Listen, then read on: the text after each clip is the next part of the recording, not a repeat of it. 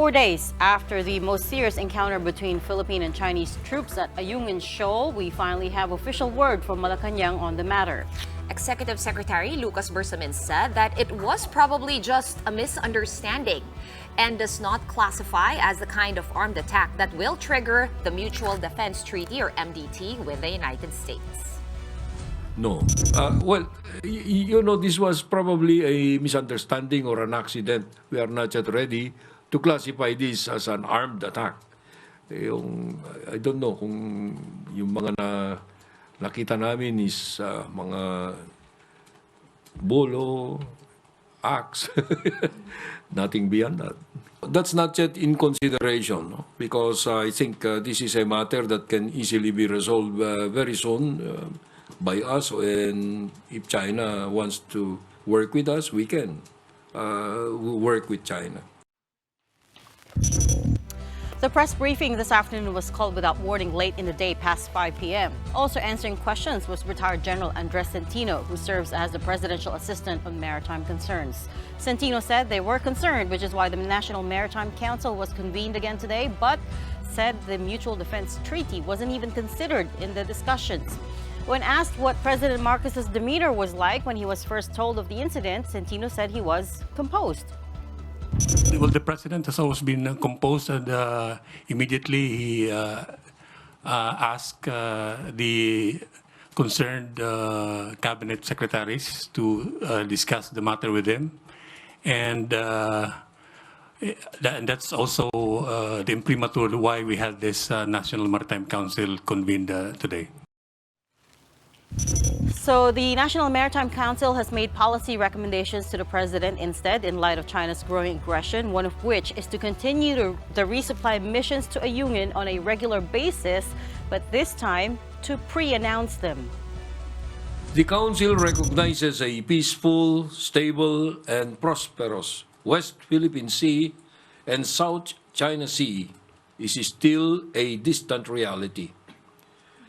As a result of the meeting today, the Council agreed on policy recommendations for the President's consideration. Among these recommendations is the announcement of the rotation and reprovision missions to the BRP Sierra Madre. Official footage from the AFP showed that on June 17, Chinese Navy ships rammed Philippine vessels.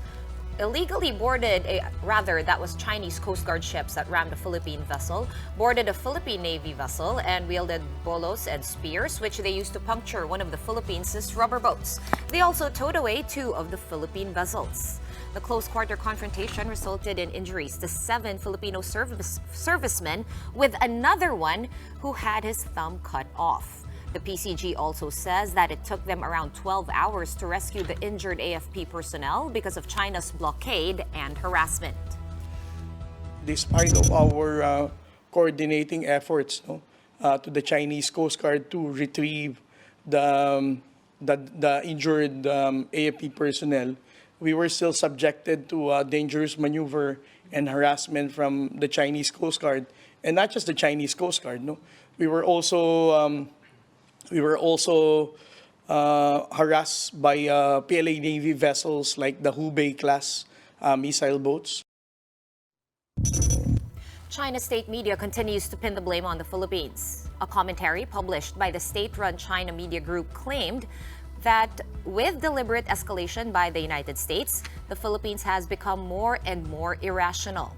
Meanwhile, AFP Chief Romeo Browner Jr. spoke with the chief of the Japan Self-Defense Forces by phone, during which the Japanese side said that it stands with the AFP and will deepen its cooperation with the Philippines and like-minded countries. Another party that has spoken up is Vietnam.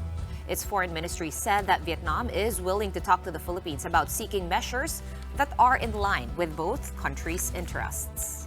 That's after the Philippines filed a claim with the United Nations last week to extend its continental shelf in the South China Sea. Just 2 days after that altercation with China at Ayungin, the AFP also confirmed that they have monitored 4 Chinese Navy warships, this time in Balabac Strait off of Palawan. This footage was taken by a civilian in the waters of Balabac on Tuesday. The user who uploaded it to social media said he could tell that these were Chinese ships because they were bearing Chinese flag, the Chinese flag.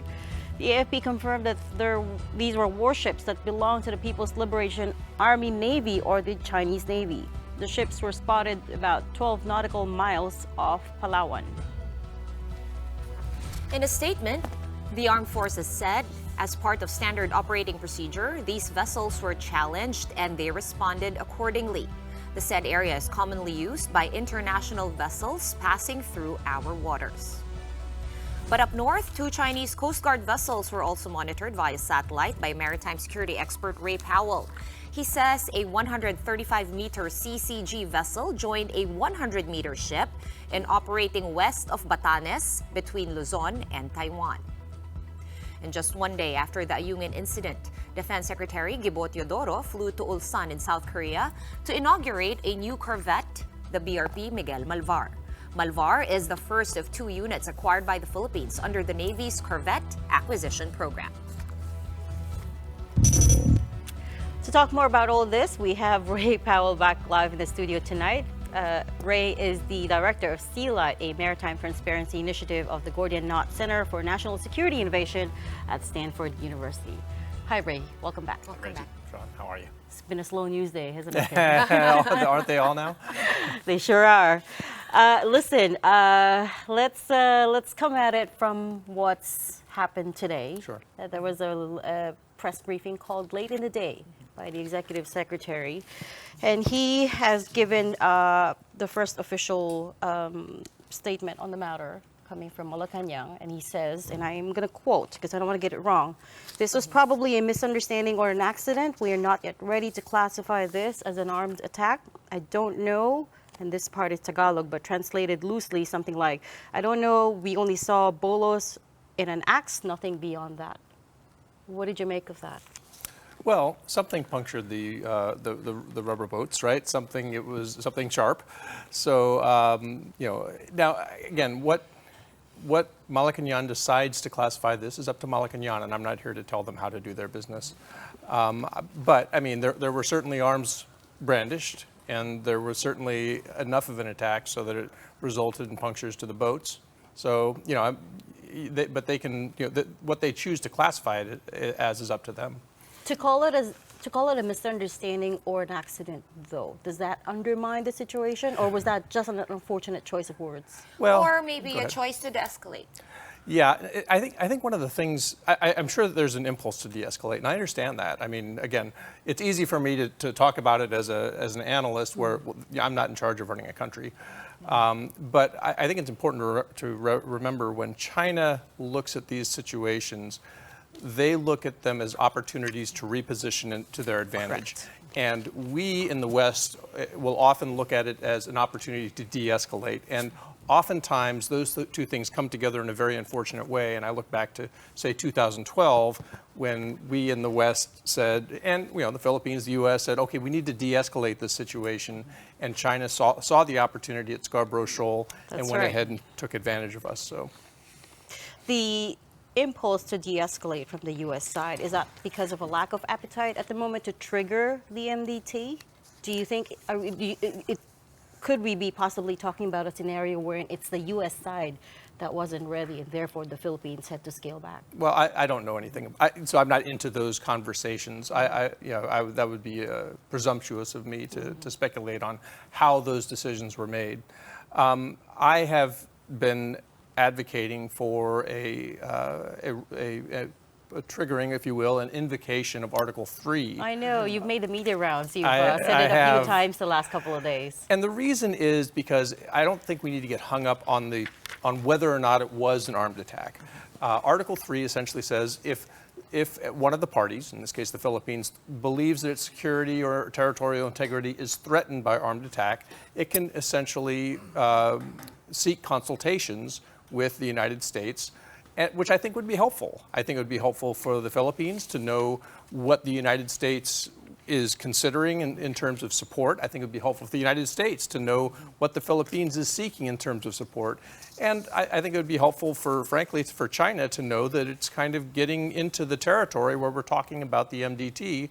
Because, I mean, to some degree, where China has come, it looks like they maybe need to understand that they are looking at a very serious situation and not one where, they can continue to push and push and push into the ambiguity and just sort of continue to take advantage of everyone's unwillingness to use concrete terms. You're absolutely right. I think the common misconception is that once MDT is triggered or invoked, that means immediately America goes to war with the Philippines, right? That's just a general misconception there, which is not the case. Yeah. As you pointed out, it triggers the start of consultations.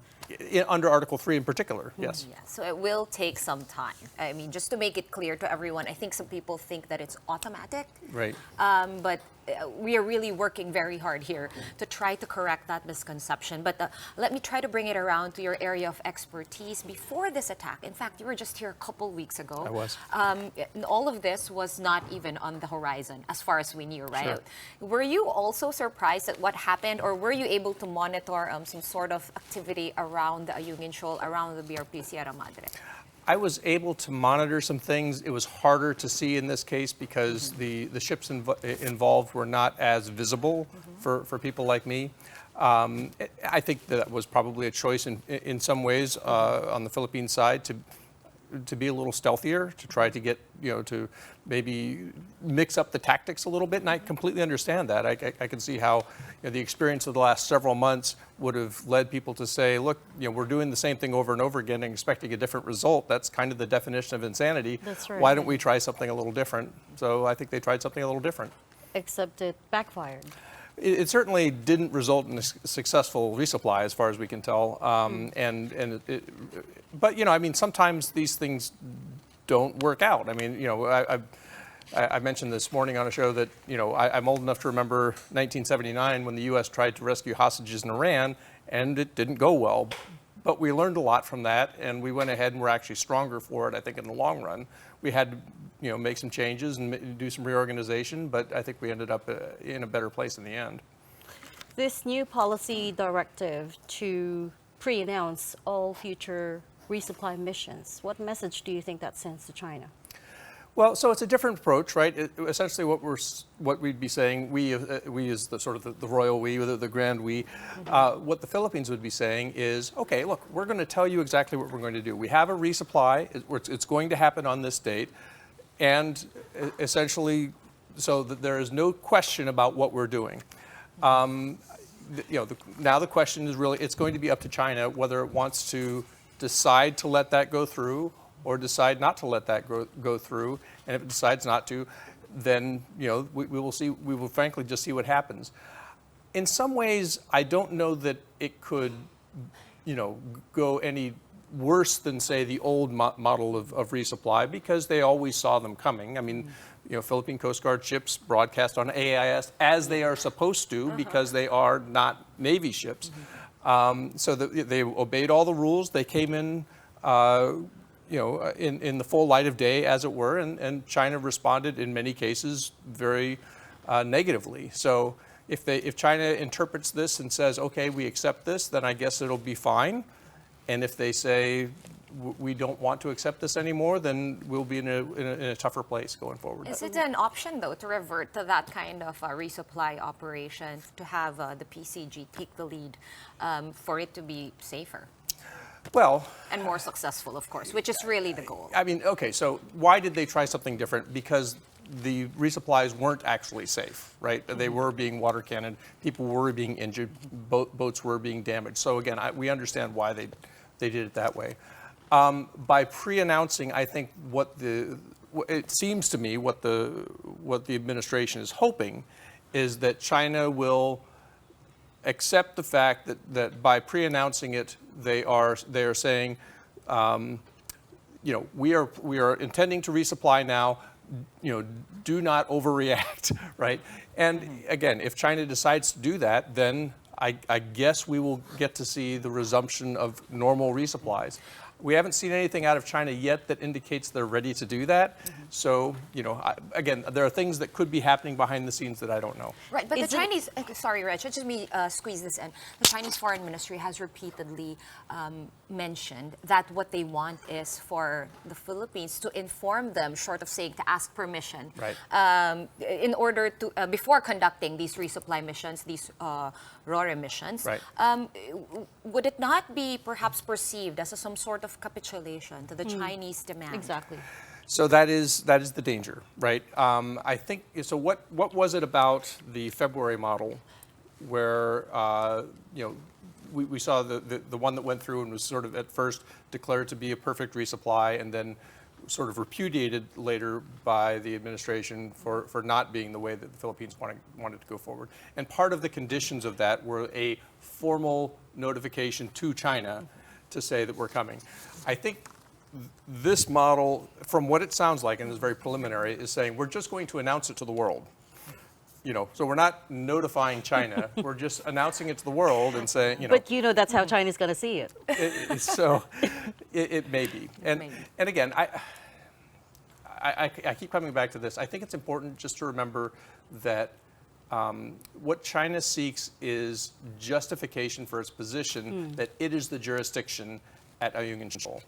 And it wants to sort of send the message that it gets to decide who gets to resupply and who doesn't, under what conditions, and which ships are involved, and whether it gets to inspect those ships.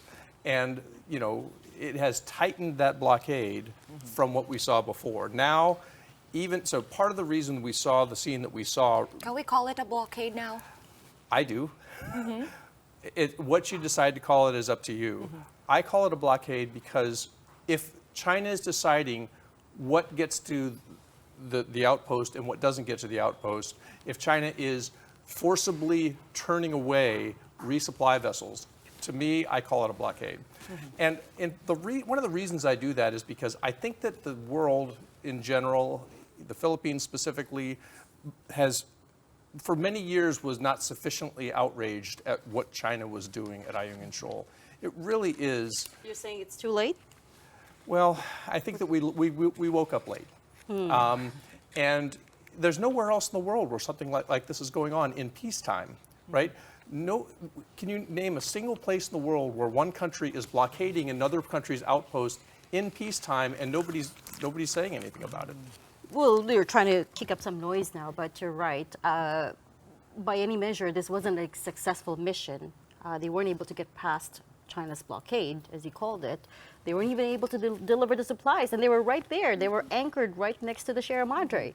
This puts the Philippines clearly in a position of weakness, right? As you come into the negotiating table, what other options are left there? So this is why I talk about Article 3. This is why I talk about the Philippines' leverage and where can the Philippines find leverage. And so I've been advocating for an appeal or an invocation of Article 3 simply to add to the Philippines' leverage. The Philippines clearly is militarily not as strong as China by a good margin. So, and China, when it looks at the Philippines, is looking at somebody that it can bully around, somebody that can push around. It is not often the case where if you have a schoolyard bully, that you give that bully your lunch money one day and the bully doesn't come back and demand it again the next day, right? So it's unlikely that the Philippines is going to be able to give enough concessions to satisfy the bully. So you have to be able to walk in with something else in your corner that's going to allow you to go in with greater leverage and conduct a successful negotiation where you can actually hope to walk out with your lunch money. Now, my question is there anything, apart from invoking Article 3 of the 1951 MDT, that is remotely close to that? Well, I think that's the million-dollar question, right? That's what everybody would like to know. Is there another way to go about this, right? And, I mean, there are many elements of national power. It's not only militarily that you have to respond. I mean, so there are diplomatic means, there are economic means, there are informational means, there are other ways that countries exert power, in the international space. But, the Philippines has an MDT for a reason and shouldn't be afraid to talk about it. Okay. The leverage, though, that you're talking about, which is the United States, they have to be on the same page. Sure. Right? Yeah. The two have to come together and Yep. agree, look, it is time to start Yep. consultations. This Yep. is a serious enough situation. There's a lot that the U.S. is handling at the moment. There's a war in Ukraine. There is the Middle East is caught up in turmoil once again. So the question there is, do you think the Biden administration knows what it needs to do to deter aggressors, right? So Yep. alliance building has generally been its answer, and it's embraced Europe. It's drawn closer to Europe, but that hasn't stopped Russia, and that hasn't stopped conflict from the Middle East from breaking out. So the short There's question no- is: are they really? Is the Yeah. United States really a huge, as big a leverage as you think it is? Well, I mean, so there's no magic wand. There's no silver bullet. You can't wave the MDT wand and say, make it all go away. The United States has said repeatedly that the Pacific is its priority theater, and that China is its pacing threat.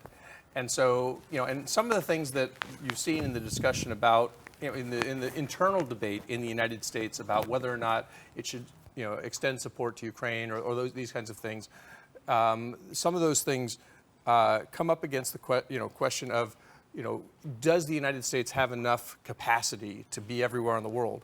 But the thing that tends to unite Americans across the partisan divide is China really is a serious threat, and we need to be serious about dealing with China. So I think, and by the way, the Philippines has done a lot of work through its transparency to arresting the attention of Americans. And so this is a good time to have this discussion. You don't think that might change if Biden doesn't win in November? I think mean, in Trump 1.0, we saw that he was more insular, right? He was more focused on domestic issues rather than international affairs. But in Trump 1.0, we also saw probably a significant realignment of U.S. thinking on China, kind of coming out of our long delusion about that China would somehow come over to our side with just a little more capitalism, just a little more coaxing. And, we saw the rewriting of our national security documents to say, hey, we are actually in a competition with China.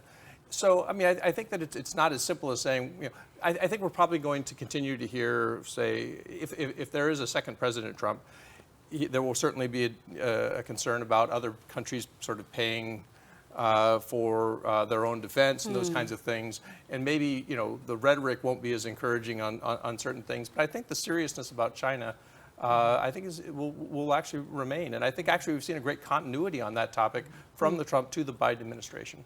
All right. A lot of pundits are also raising the similarity of this incident to the Galway incident, the Galway skirmishes at the Himalayan border that is disputed between by India and China. What lessons can we take, and what important things from that conflict can we take away? I mean, considering that India, they manufacture their own missiles, they manufacture their own arms, and we don't do any of that. Our defense capacity is much, much less. Sure. Well, so I think the parallel is obviously sort of the brandishing of what would almost seem to be primitive weapons, so that you don't end up drawing a gun and shooting at someone, and somehow that keeping things below that level of what we tend to talk about as armed conflict. So it's hard to escape the analogy, It's all very right? gray. Yeah. What's that? It's in such a gray spot. Gray area. We don't even know if it's still gray or it's inching more towards the is there a black zone? The black and white, yeah. So, no, the thing about when we talk about China as being a gray zone operator, China thrives in the opacity and the sort of grayness because it feels like it can keep pushing because everyone is waiting for to bring in another color, the red line, right? Correct. And the problem with talking about red lines is the gray zone operator says, oh great, I have the ability to push all the way up until I hit that red line, and maybe even a little fuzziness around the edges of the red line. So, I think what you see at the China-India border is, both sides are sort of trying to stay away from drawing a weapon, so, but they're still using weapons. So, maybe to some extent that's what we saw at Ayungin Shoal on Monday. Both sides, of course, don't want to go into open conflict. And I think that is actually a little bit encouraging, right? In the end, China actually doesn't want a war. The Philippines doesn't want a war. The United States doesn't want a war. And in the end, countries that don't want to go to war generally don't go to war. I'm going to go to bed thinking about that statement of yours, eh? Okay, well, good. No, but again, the Hopefully you point, the sleep point is soundly. that, the point is that it's not binary. It's not war or nothing. Right. It's not a zero-sum game. There Yep. has to be shades of gray beneath that, right? So, what are those options? Well, so again, what's important is to start with the understanding that because China doesn't want to go to war, but it does want to win, it's going to continue to try to push as far as it can in that gray zone to get as much as it can without going to war. So now what it will do is it will sound like the Philippines is risking war because it wants to win. You've seen this in Taiwan, right? China doesn't want to invade Taiwan. That would be a catastrophic event. Hundreds of thousands of people could die, right? So it doesn't want that. What it wants is for Taiwan to capitulate. And so it wants to do everything it can to convince Taiwan that its best move to get peace and stability is just sort of to hand over the keys to Beijing. It is doing something similar in the West Philippine Sea. Do you believe that at the core of it, Beijing believes that if it applies enough pressure on the Philippines, that the Philippines will capitulate? I think that's exactly what Beijing believes. Okay, I wanted to talk to you again, bringing it back to the whole transparency thing that was our tactic before. We did discuss the last time, and you said transparency is a tactic and Yes. not a strategy. I did say that. I think we have to dig deeper into that now. We do see the tactic. I think everyone has seen it. We've seen the results of that, as you just mentioned earlier. The whole world knows right now. But is there a broader strategy that you are seeing that some people might not be seeing? So the Philippines has reworked its strategy, its national defense strategy to emphasize territorial defense over counterterrorism, right? So that has been a change in strategy. How it's going to deal as a national matter with China in the West Philippine Sea, I think frankly, I still think they're working through that, which to some degree is understandable, right? This is still kind of a new emphasis. So there's still work to be done on deciding on a strategy. We saw General Santino here. He's still pretty new in his job, working on a maritime strategy. But we are seeing things that are happening as part of a broader strategy, an emphasis on, for example, fully funding maritime security, new Coast Guard vessels, those kinds of things. So I think that the strategies tend to come together. It's not like a bunch of smart people sit in a corner and write the strategy and then everybody sort of comes. Oftentimes they come together by activity, and so I think we're starting to see a building resilience in the Philippines around territorial defense. How that is enunciated as a strategy, I think remains to be seen. I think we need to ask Ray one quick question, because we did promise our viewers that we would ask it. The 2 ships up there by Batanes, Yep. and then the 4 ships No, at the no, AFP. before you answer that, Okay. let me close out the transparency question, because yes, I'm glad you brought it up. We left that theme on a cliffhanger last time, and I did promise you a bit of a debate on it. This June 17 incident, can we now take it as proof that the transparency initiative or tactic or assertive transparency campaign does not work? No, because again, I have never said, and I don't think people have said, those people who have studied this matter, I don't think have ever said that transparency by itself will achieve a victory in the West Philippine Sea, right? The reason I emphasize it as a tactic and not a strategy is that, there are lots of tactics in warfare, for example. Conducting an airborne assault works to do many things, but it doesn't mean that you're going to win the war with it, right? There are lots of things that you do as tactics that are appropriate in many situations, but not all. That they don't win a campaign all by themselves.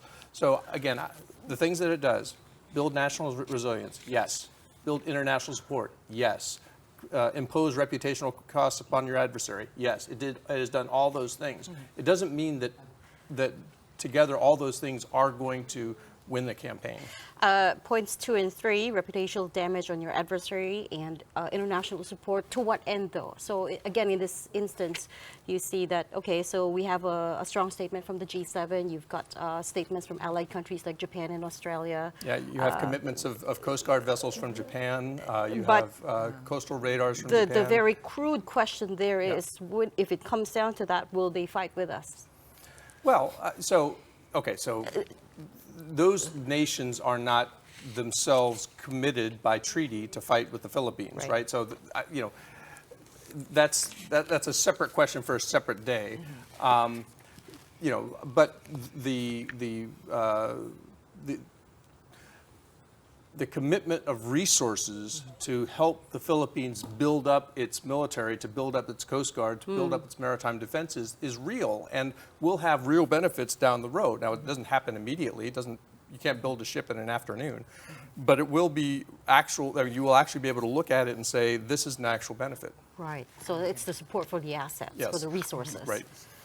And then coming back to Sean's question about the warships. 2 ships in Batanes. I think we're pretty clear on the 4. What happened with the 4, the AFP's pretty much closed the loop on that. They said they're just Innocent sailing passage, by normally, innocent passage. What about the 2 ships in Batanes, rather long ships too, 100-meter and 135? Yeah, so that's I'm not used to seeing them up there. The fact that they went up there was interesting to me. And the last I saw, they were sort of moving down toward the southwest in the general direction of Scarborough Shoal. I've seen actually quite a bit of China Coast Guard activity throughout the West Philippine Sea in the last 48 hours or so. So my best guess is that China is sending messages, letting the Philippines know that it is powerful and that it sort of demands attention. Posturing, Yeah. Sending strong message. flexing. Pushing the envelope bit by bit to see how far they could take it. And I think flexing is a good word In for today's social media parlance, they're flexing. Okay, we shall have to leave that there for tonight. We've clear run out of time. Thank you so much for joining us once again, Maritime Security Expert Ray Powell. Thanks.